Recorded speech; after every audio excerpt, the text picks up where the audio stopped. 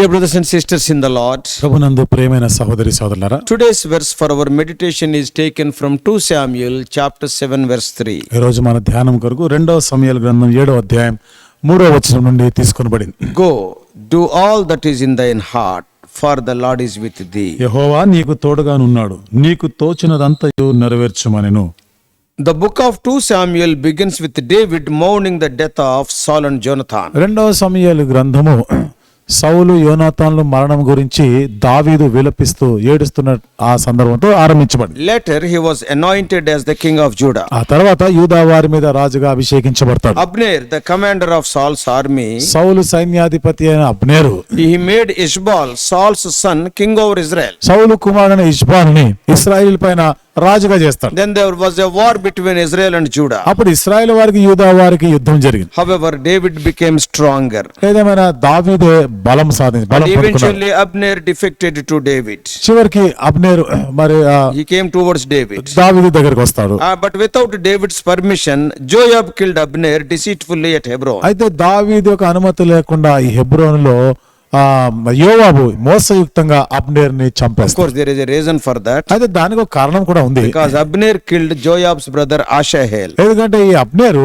యోవాబు సహోదరుడైన ఆషాయేల్ని చంపేసినాడు. Then Rechab and his brother Baina, ఆ తర్వాత రేకాబు తన సహోదరుడు బయానా they killed Ishbaal. వాళ్ళు ఇష్బాల్ని చంపేస్తారు. That is Saul's son without David's permission. అంటే సౌలు కుమారుడు అతను. ఇది దావీదు అనుమతి లేకుండా చంపేస్తాడు. Now David mourned the death of Abner also. ఇప్పుడు దావీదు అబ్నేరు మరణాన్ని బట్టి కూడా దుఃఖిస్తాడు. See the kind and loving heart of David. దావీదు ఎంత దయార్థమైనటువంటి హృదయము. Later David got Rechab and Baina killed because of their treachery against Saul's son.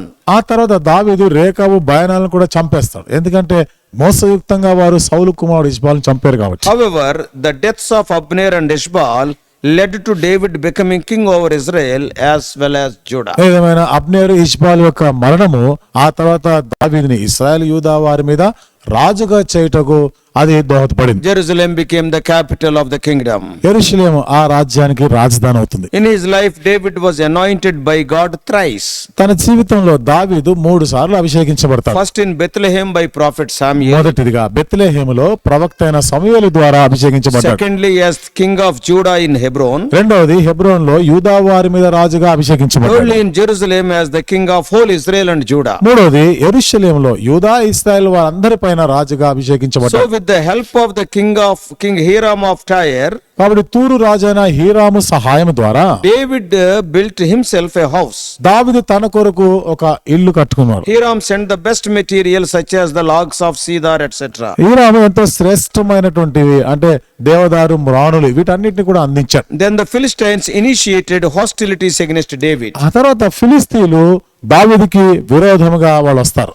And David defeated them with God's help. అక్కడ దావీదు దేవుని సహాయాన్ని బట్టి ఓడిస్తాడు. And then David brought the ark from Israel to Jerusalem to prevent the Philistines from capturing it. తర్వాత దావీదు ఆ మందసాన్ని యెరూషలేము తీసుకొని వస్తాడు. మళ్ళా ఫిలిస్తీన్లు పట్టుకొని పోకుండా దాన్ని ఈయన తెచ్చుకుంటాడు. He brought it from Obed-Edom's house. ఓబేదెదోము ఇంటిలో నుండి తీసుకొని వస్తాడు. And that is 2 Samuel 6:12. 2వ సమూయేలు గ్రంథం 6వ అధ్యాయం 12వ This is the వచనంలో background of chapter 7 of 2 Samuel. ఇది 2వ సమూయేలు గ్రంథము 7వ అధ్యాయం యొక్క నేపథ్యం. Now David is at rest.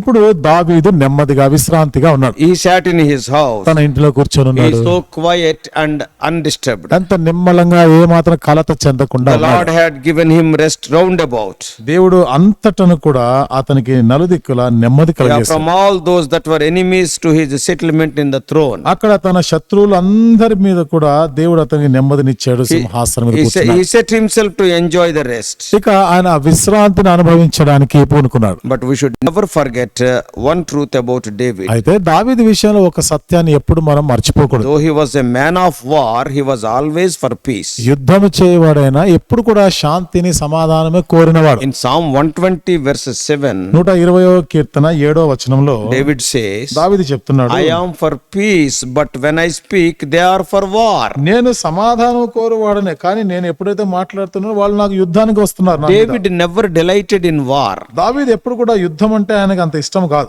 Yet till now all his life was without proper rest. ఆయన ఇంతవరకు కూడా తన జీవితం జీవితంలో సరైన నెమ్మది విశ్రాంతి war లేదు. after war. ఒక యుద్ధం అయితే మరొక యుద్ధం. But at present he enjoyed calm and he was in his house meditating the law of God. అయితే ప్రస్తుతం దేవుని ధర్మశాస్త్రం ధ్యానం చేస్తూ ఎంతో నిమ్మలంగా ఉన్నాడు, కలత చెందకుండా ఉన్నాడు. So David's statement in 2 Samuel 7:2, 2 సమూయేలు 7వ అధ్యాయం 2వ వచనంలో దావీదు చెప్పినటువంటి మాటలు, it is a description of the desire of his heart. అది తన హృదయ వాంఛని ఇక్కడ వ్యక్తపరుస్తున్నాడు. He said to Nathan, నాతానుతో చెప్పినాడు, see now I dwell in a house of cedar, but the ark of God dwelleth within the curtains. ఇప్పుడైతే నేను దేవద్రారు మ్రానుతో కట్టిన నగరంలో నేను వాసం చేస్తున్నాను, మరి దేవుని మందసం ఎక్కడ తెరల వెనకాల ఉంది. And he lives in a house of cedar. అతనేమో దేవదారు మ్రానుతో చేయబడిన ఇంట్లో ఉంటున్నాడు. And cedar wood was much valued, very costly. దేవదారు కర్రలు మ్రాను ఆ దినాల్లో చాలా ఖరీదైన విలువైనది. This meant that David lived in an expensive, stable, permanent, secure and beautiful home. ఇది మనకేం అర్థమవుతుంది? దావీదు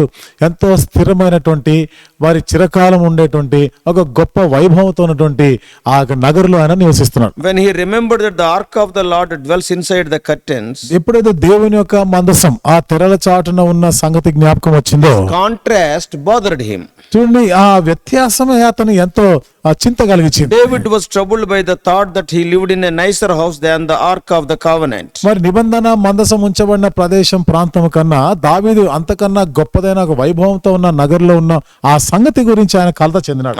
The ark of the Lord is the symbol of God's presence. దేవుని మందసము దేవుని సన్నిధికి సూచనగా ఉంది. And it housed in a temporary and relatively flimsy construction. అది తాత్కాలికమైనటువంటి ఒక బలహీనటువంటి ఆ కట్టడంలో ఉన్నట్టుగా ఆయన చూశాడు. Now until God spoke in 7:5-7, ఇప్పుడు 7వ అధ్యాయం 5వ వచనంలో దేవుడు చెప్పినంత వరకు కూడా David's intent was very clear. దావీదుకున్న ఉద్దేశం ఎంతో స్పష్టంగానే He made it very clear to Nathan. నాతానికి స్పష్టంగా చెప్పినాడు. David wanted to build a house, a temple for God. దావీదు దేవుని కొరకు ఒక ఇల్లు, ఒక మందిరం కట్టాలనుకున్నాడు. When he expressed that intention to Nathan, ఎప్పుడైతే తన ఉద్దేశాన్ని నాతానికి చెప్పినాడో, Nathan being David's friend and prophet, నాతాను ఒక ప్రవక్త, దావీదుకి ఒక స్నేహితుడుగా ఉన్నాడు. he gave green signal immediately without consulting the Lord. ఇప్పుడు దేవుని సంప్రదించకుండా దావీదు అనుకున్నది నువ్వు చేయొచ్చు అన్నాడు. Here Nathan gave his approval as a pious and prudent man, not as a prophet. ఇక్కడ నాతాను దావీదుతో చెప్పినటువంటి మాట ఒక ప్రవక్తగా కాకుండా ఒక తెలివైన వాడుగా ఏదో ఒక మంచి మనిషి చెప్తున్న మాటలుగా చెప్పినాడు. He answered according to human judgment and common sense. అంటే మానవ తీర్పు ప్రకారముగా మామూలుగా తనకున్న ఆలోచన ప్రకారం చెప్పాడు. But when Nathan went his home, కానీ నాతాను ఇంటికి పోయినప్పుడు that night the Lord told Nathan to go to David and veto that proposal. ఆ రాత్రి దేవుడు మరల నాతానుతో నువ్వు వెంటనే వెళ్ళు, దావీదు దగ్గరికి వెళ్ళి చెప్పు, నువ్వు ఏది సంకల్పించావో అది జరగదు, చేయకూడదని చెప్పమన్నాడు. The reason for that is also explained. దానికి కారణం కూడా వివరించినారు దేవుడు. As we saw, David was a man of war right from the young age. యవన బాల్యం నుండి కూడా దావీదు యుద్ధం చేయవాడుగా మనకు తెలుసు. He was a lion killer. ఆ సింహముని He చంపినవాడు, was a bear killer. ఎలుగుబంటిని చంపినవాడు, He is a giant killer, that is Goliath. గొలియాదుని చంపినవాడు, Even the killer of that Philistines. ఫిలిస్తీన్లను కూడా చంపినవాడు. God told the reason as to why he vetoed the proposal to build the temple. దేవుని మందిరం కట్టాలన్నటువంటి ఆ సంకల్పాన్ని ఎందుకు దేవుడు కాదు అన్నాడు, చెడగొట్టాడు, కారణం కూడా చెప్పినాడు. We read in 1 Chronicles 22:8, మొదటి దినవృత్తాంతముల గ్రంథం 22వ అధ్యాయం 8వ వచనంలో మనం చూస్తాం. Thou hast shed blood abundantly and hast made great wars. Thou shalt not build an house unto my name, because thou hast shed much blood upon the earth in my sight. 22:8. 22వ అధ్యాయం 8వ వచనము, యెహోవా వాక్కు నాకు ప్రత్యక్షమై ఇలాగ సెలవిచ్చెను, నీవు విస్తారముగా రక్తము ఒలికించి గొప్ప యుద్ధములు జరిగించిన వాడవు. నీవు నా నామమునకు మందిరమును కట్టించకూడదు, నా సన్నిధిని నీవు విస్తారముగా రక్తము నేల మీదికి ఓడ్చితివి. We will come to this verse later, తర్వాత ఈ వచనాన్ని దగ్గరకు వస్తాం. and its application to the present day scenario we will see later. ఈ ప్రస్తుత దినాలతో దీన్ని ఎట్లా అన్వయించుకోవచ్చు, ఈ దృశ్యాన్ని తర్వాత చూద్దాం. However, in between, God reminded David the things he has done for him. ఏదేమైనా ఈ మధ్యలో మరి దేవుడు ఏది చేసిన కార్యాలు ఇవన్నీ కూడా జ్ఞాపకం చేసినాడు. What are they? ఏమిటవి? God took David from the pasture to the palace. మరి దేవుడు దావీదుని గొర్రెల దొడ్డిలో నుండి రాజభవనం దగ్గర తీసుకుని వచ్చాడు. 7th chapter verse 8. 7వ అధ్యాయం 8వ వచనం, In verse 9, 9వ వచనం, God was with David wherever he went. దావీదు పోయిన చోటనెల్లా దేవుడు అతని తోడుగా ఉన్నాడు. God cut off all his enemies. దేవుడు తన శత్రువులందరూ కూడా నిలవకుండా నిర్మూలన చేశాడు. Also God outlined 3 great promises for David's future. దేవుడు దావీదు కొరకైన భవిష్యత్తు కొరకైన 3 వాగ్దానాలు కూడా ఇచ్చాడు. What are they? అవేమిటివి? Verse 9, 9వ వచనం, God wanted to make for David a great name. దావీదు గొప్ప నామముని ఇస్తానని చెప్పాడు. Verse 10, ఆయన పేరు గొప్పగా చేస్తాను. 10వ వచనం, God wanted to appoint a place for Israel and will plant them. ఇశ్రాయేలు కొరకైనటువంటి ఒక స్థలమును ఆయన నియమిస్తాడు, అక్కడ వారిని నాటుతానన్నాడు. And thirdly, verse 11, 3వది 11వ వచనం, God promised to give rest from all his enemies. తన శత్రువులందరి నుండి కూడా నెమ్మదిని కలగజేస్తాను. Also see the love of God. ఇక్కడ ఇంకా దేవుని ప్రేమ చూడండి. He says, ఆయన అంటాడు, I never asked anyone to build a temple for me. నా కొరకే మందిరం కట్టమని నేను ఎవ్వరికి చెప్పలేదు. I am satisfied to dwell in the tent. నేను ఈ గుడారములలో నివసించుట నాకు చాలు అంటాడు. Even during the wilderness wanderings of Israel, ఇశ్రాయేలు అరణ్యంలో తిరుగులాడుతున్నప్పుడు కూడా God was satisfied to dwell in a tabernacle, a mobile tent. దేవుడు ఆ సంచారపు గుడారం, ఆ ప్రత్యక్ష గుడారంలో ఉండడానికే సంతోషంగా ఉన్నాడు. So can we understand the humility of the God of gods condescending himself to live in an ugly looking tent? దేవాది దేవుడు తను తానుగా తగ్గించుకొని చూపునకు వికారముగా ఉండే ఆ గుడారంలో ఉండడానికి ఇష్టపడ్డాడు. ఎంత తగ్గింపు, దీనత్వం అర్థమైందా? See, the only desire is to be in the midst of his people. ఆయనకున్న ఏకైక ఆశ ఏమిటిదంటే తన ప్రజల మధ్య ఉండాలి అని. He is such a God. ఆయన అంత గొప్ప దేవుడు ఆయన. Heavens cannot contain him. ఆకాశ మహాకాశములు ఆయన పట్టచాలు. Oh, what a wonderful God we have. What a wonderful God we worship. ఎంత అద్భుతమైన దేవుడు మనకున్నాడు, ఎంతటి అద్భుతమైన దేవుణ్ణి మనం ఆరాధిస్తున్నాం. Now coming to the rejection of David's desire, ఇప్పుడు దావీదు యొక్క ఆశని ఆయన తిరస్కరిస్తూ మనం చూస్తే, that's what we read in 1 Chronicles 22:8. ఇది మొదటి దినవృత్తాంతము గ్రంథం 22వ అధ్యాయం 8వ వచనం చదువుకున్నాం. From this verse God says, ఈ వచనం నుండి దేవుడు చెప్తున్న my మాట, house can be built by people of peace, not by people of war. నా మందిరం అనేది సమాధానంగా ఉన్నవారు, సమాధానం కలిగిన వారితో కట్టబడుతుంది, యుద్ధాలు చేసే వారితో కట్టబడదు. However great they may be like David. వాళ్ళు ఎంత గొప్పవారైనా, దావీదు అంతటి గొప్ప వాళ్ళైనా కావచ్చు. The son of peace, Solomon has to build it. సమాధాన పుత్రుడు సొలొమోనే ఆ మందిరం కడతాడు. Today in the New Testament perspective, ఈ రోజు క్రొత్త నిబంధన దృక్పథంతో we చూస్తాం. have to understand that the house of God or the church of God cannot be built by fightings. దేవుని మందిరము, దేవుని సంఘము కొట్లాటలతో కట్టబడదు అని అర్థం చేసుకోవాలి. It cannot be built by misunderstandings and jealousy. అపార్థములు, అసూయల చేత కట్టబడదు అనే సంగతి Today అర్థం చేసుకోవాలి. everywhere we are seeing fighting among believers. ఈ రోజు ఎక్కడ చూసినా విశ్వాసుల మధ్య పోట్లాట చూస్తున్నాం. Today everywhere assemblies are divided due to these fights. ఈనాడు ప్రతి చోట కూడా ఇదే కారణాన్ని బట్టి సంఘాలు ముక్కలైపోయి ఉన్నాయి. I tell one truth. ఒక సత్యాన్ని నేను మీతో చెప్తాను. Probably you may know it. బహుశా ఇది మీకు తెలిసే The ఉండొచ్చు. assemblies are divided everywhere because of the so-called believers only. ప్రతి చోట సంఘములు విడిపోవడానికి కారణము విశ్వాసుల ద్వారానే. No unbeliever, no enemy of the gospel they cannot divide the assemblies of God. ఎక్కడ చరిత్ర, ఎక్కడ ఏ సంఘమైన దేవుని సంఘాన్ని అవిశ్వాసి విడగొట్టడు కూడా. Remember one thing. ఒక విషయం గుర్తుపెట్టుకోండి. Every believer wants to do the work of God only, but the problem is they want to do in their own way. ప్రతి విశ్వాసి దేవుని పనినే చేయాలనుకుంటున్నారే కానీ ఆ పనిని తమ సొంత విధానంలో, తమ ఆలోచన ప్రకారం చేయాలనుకుంటున్నారు. Therefore differences are cropping up. ఆ కారణాన్ని బట్టే విభేదాలన్నీ వస్తున్నాయి. The attacks of unbelievers that they unite the church. అవిశ్వాసులు దాడి చేసినప్పుడు సంఘం They ఐక్యపరచబడుతుంది. will offer more prayers. వాళ్ళు మరింతగా ప్రార్థన చేస్తారు. But the self wills of believers are dividing the church. అయితే విశ్వాసకున్న స్వీయ చిత్తం అనేది సంఘాన్ని It విడగొడుతుంది. is a very sad state. ఇది చాలా బాధాకరమైన స్థితి.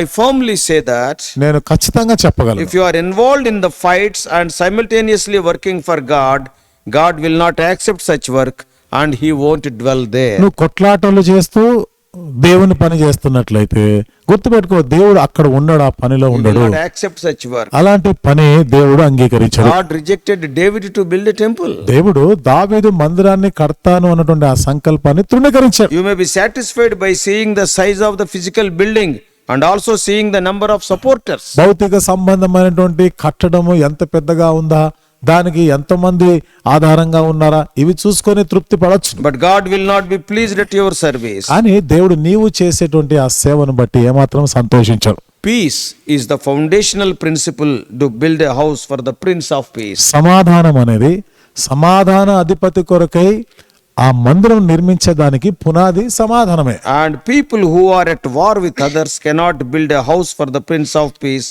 and God of love. ఇతరులతో కొట్లాడుతూ యుద్ధం చేస్తూ సమాధాన అధిపతికి మరి ప్రేమ గలటువంటి ఆ దేవునికి మందిరము కట్టలేరు. Let us never forget this. ఇది ఎప్పుడు మర్చిపోకూడదు. If not, on the day of reckoning you will be fooled. లేకపోతే తీర్పు దినాన నువ్వు మోసపోతావు. No reward for the work done by fights. నీవు కొట్లాటలతో చేసే పనికి అది ఎంత గొప్ప పనైనా నీకు బహుమానం రాదు. Needed wisdom to understand the spiritual ఈ principles. ఆత్మ సంబంధ నియమాలు అర్థం చేసుకున్నటకు కావలసిన జ్ఞానము దేవుడే అనుగ్రహించును And గాక. then build the temple accordingly. అప్పుడు ఆ ఆలయము ఆ ప్రకారంగా నువ్వు కట్టాలి. When God said no to David, who are we and what are we? ఎప్పుడైతే దేవుడు దావీదునే కాదు అని నిరాకరించాడో మనం ఎంతటి వారం, ఏ పాటి వారమి? Let us be extra vigilant and careful while doing God's work. కాబట్టి దేవుని పని చేస్తున్నప్పుడు మరింతగా ఎక్కువ జాగ్రత్త కలిగి చేద్దాం, జ్ఞానయుక్తంగా చేద్దాం. May God help us. దేవుడు మనకి సహాయం చేయనుగా. Let us pray. ప్రార్థన చేసుకుందాం. Loving Heavenly Father, ప్రేమగల మా పరలోక తండ్రి, it is a known fact that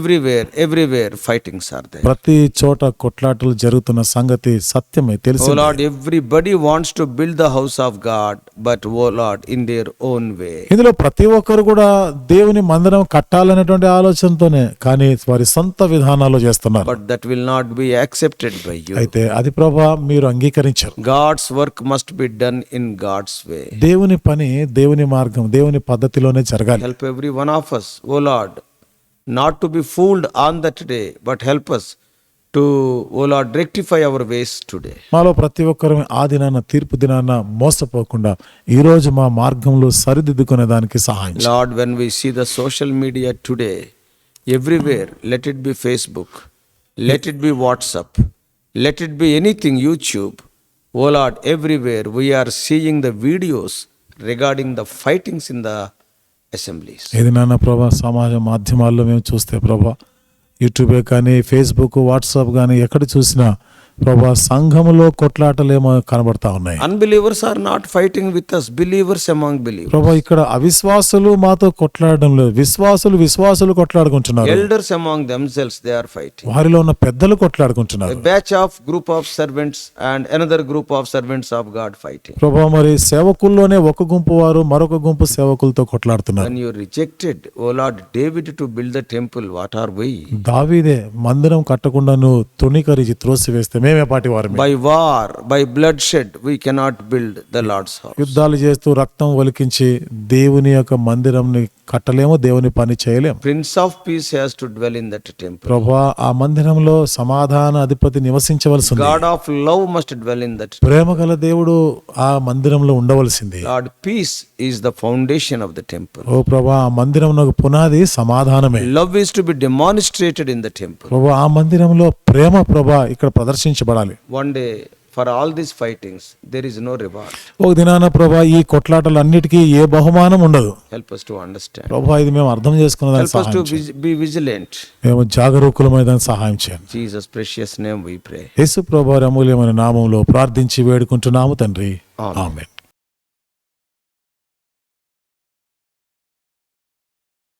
God bless you all.